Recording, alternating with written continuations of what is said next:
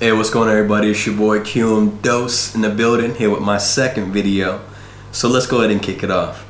For this particular video, I wanted to share actually my experience with boot camp with everybody. Hey, real talk, boot camp was possibly one of the most challenging experiences in my life. Physically, I mean, it was so I had, some physical experience. I used to wrestle back in high school, you know what I'm saying? All my wrestlers, Creek dogs, you know what I'm saying?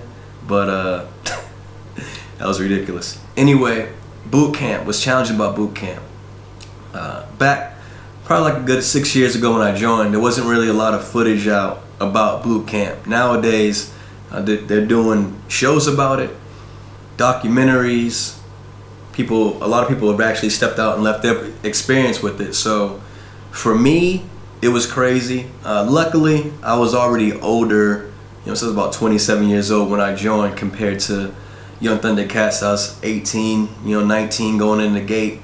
Actually, I had one of my brothers. He was like 50 years old. He was old as hell. And don't hurt me. But yeah, boot camp. So when you first start off, everybody gathers at the airport, because you fly there out of MEPS, wherever you were in MEPS at. Then you fly to Great Lakes, and your RDCs or whatever branch you're in. I'm speaking particularly for the Navy. They pick you up. Actually, on your way to the airport, I want to say, you're on your way to RDC, the recruit station and whatnot. You're watching a video, kind of about what to expect to give you an idea. And at that time, you had no idea what to expect. So the RDCs get on that bus. They're tearing your ass up. Yelling at you, screaming at you, and for a civilian, that's taking them out of the comfort zone. And you see the videos and the cats, you know what I'm saying, they just tensed up. Sir, yes, sir. It's funny to watch now, but that joint's real.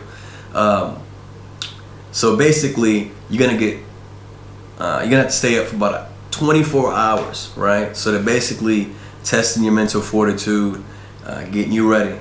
One of the first things that they do is cut off all your hair. Everybody's gonna be in uniform. There's no individuals. You might hear, in the fleet or whatever, cats be like, "Oh, you wanna be an individual, huh? All right, stand by, guy." And they say "guy" a lot. It's real funny. I had a story. I might tell it. I may not. So cut off all your hair. You take all your belongings, everything you have on, and you ship it back home. In a box. All your shoes, your clothes, whatnot. You got a beard like me? Nah, guy, you shaving it off. Yeah, your boy look like Lil Bill, right? It's like they called me, I got so many nicknames. Lil Bill, Avatar The Last Airbender, you know what I'm saying? The young kid from Major Payne, you know what I mean? The list goes on. Cookie from, what was that? Made in Honor, Medal of Honor, you know what I'm saying? Your boy, what's his name? Anyway, but yeah, it was wild. You eat together, you sleep together, you go to bed. And what's funny is the first thing, hey, you better get on the tow line first thing in the morning. RDC's coming to wake your ass up. Be yelling and screaming, "Get on the tow line, get up. Yo, in your face, and you. And when I tell you, Red Bull, my soul left my body. When they opened up that door, I had no idea what to expect. I was in the top bunk. I was in the top bunk too, just, you know what I'm saying, just sleeping good, So they bust in there, have you meet up on the tow line, have you fall in, and then they just, basically have their way with you, getting you set up, exercising. There's one big thing called P-Days. They put you through P-Days, and P-Days is you're getting everything taken care of from your medical, you're getting your dental, you got any wisdom teeth, you get nose pulled out, right? And it's painful. Them cats, hey, they don't really, no chilling there. Them nurses or whatever, you know what I'm saying, them dental assistants, they just take your stuff, clean out. You be with the bloody mouth and stuff, going SIQ. So another thing I wanted to touch upon was tests. You're gonna do tests while you're in boot camp. Basically over, anything from the different equipment that the Navy has, from the helicopters, to the airplanes, things like that, to proper etiquette, how to tell enlisted and officers' insignias, how many stripes they may have on, or, how many chevrons petty officers may have, things like that. And you're going to be studying Every chance you get, you're gonna have your blue jacket manual book, and you're gonna be in them books. When you're in line and you're marching and you stop, you're gonna be to the side, heading them books. A lot of things have changed. You young Thundercats got tablets and stuff. What the hell? Tablets? Y'all get to email your parents home? What? Yeah, right. Not this guy. Hey, straight letters. Dear Johns. Dear Johns. Hey, baby. You know I love you. Freaking girl break up with you. Hey, them cats.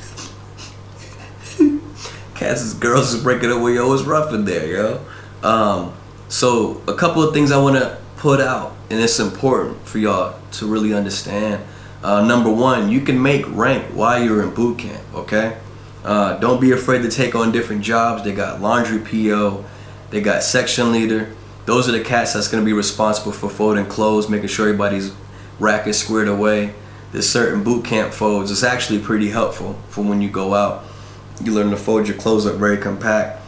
You also have different, the major positions are RPOC and AROC. You know what I'm saying? RPOC is going to be basically the head of the whole division in the compartment. Whenever you all march out anywhere to go eat, RPOC's in the front leading. You know what I'm saying? Marching, cadence. So RPOC gets jacked up pretty much. But if you survive as RPOC, you will make the next rank. So if you're E1, you know what I'm saying? It starts off as a seaman recruit, seaman apprentice, and then straight seaman. So E1, E2 to E3. So you're not going to make the next pay grade if you're already a seaman. That's an E3. And that's basically from having prior college experience. So for all you all out there that had prior experience, make sure you have that documented by your recruiter so you can come in the next pay grade. Other than that, you may start off as an E1. So this is more so for you E1 and you E2s. So basically, if you get a job, and also I was dental yeoman. I didn't want to be. I was trying to be in the corner, but it was like, hey, you, get your old ass over here. I was like, move it, petty officer. It's like, you're going to be a dental yeoman, all right, guy? I was like, damn it, dog. I did not want to be working. I was trying to be under the radar, but when you got a bald head like me, you ain't got a choice. Huh? Hey, so dental yeoman, doing my thing. And it's cool because you get beat. Later on, you start getting beat for stupid stuff. It's ridiculous. People talking too loud, you get beat, which is IT, the intensive training. But for you cats that's in shape, you're good to go. And if you're a fat kid, if you're pretty big, you're gonna lose a lot of weight in boot camp. I'll tell you that. You get 3 square meals a day. Food's not that bad actually, but it does hurt when you had when your wisdom teeth pulled and you're trying to eat. So that's one way to make rank. And just do your job. You know what I'm saying? Do something different from the norm. Get out of your comfort zone. Number 2 is basically like when you PT, I want to say that final one, the PT exercises there consist of how many push-ups, how many sit-ups you can do, and then your run. So if you do outstanding or excellent, I'm not sure the actual criteria, you do well enough on those, it might have to be 3 of them consecutively or just one major one towards the end. And you can go from an E2 to an E3. On my next video, I'm gonna talk about A school and basically how you can make rank from A school by graduating top of your class. You know, your boot camp's pretty dope though. Basically, you're gonna make money while you're in there. So you can go from having no money to come out having 2 stacks depending. And for all you all that are married, you can come out with making even more money. So that's a nice move right there. So let me see if there's any other things that I could think about. Just keep your head on the swivel, do the best you can, you know, and do your research. Before you go into boot camp, definitely do your research. I'm going to do another video about choosing your rate, right? Doing research, because a lot of cats just join, they have no idea what they want to do. But there's a saying in the Navy, you choose your rate, you choose your fate. So pay attention to that, you know, while you're in boot camp. Reach out to your family as much as possible. There's cool activities that you can do in it. They're gonna compete against different divisions and stuff like that.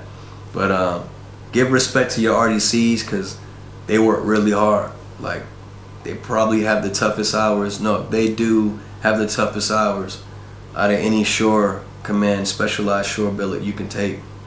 You know what I mean? So, you know, do what you gotta do. Survive. Hey, the coolest nights are at night. Coolest nights, after taps, everybody wilds out, but you're not supposed to be at a rack. Hey, you didn't come from me. Stay in your rack. I want them cats coming to me like, hey man, why you telling these cats to, Hey, so have fun. Stay tuned for your boy. More videos to follow. QM2'S here, and take care.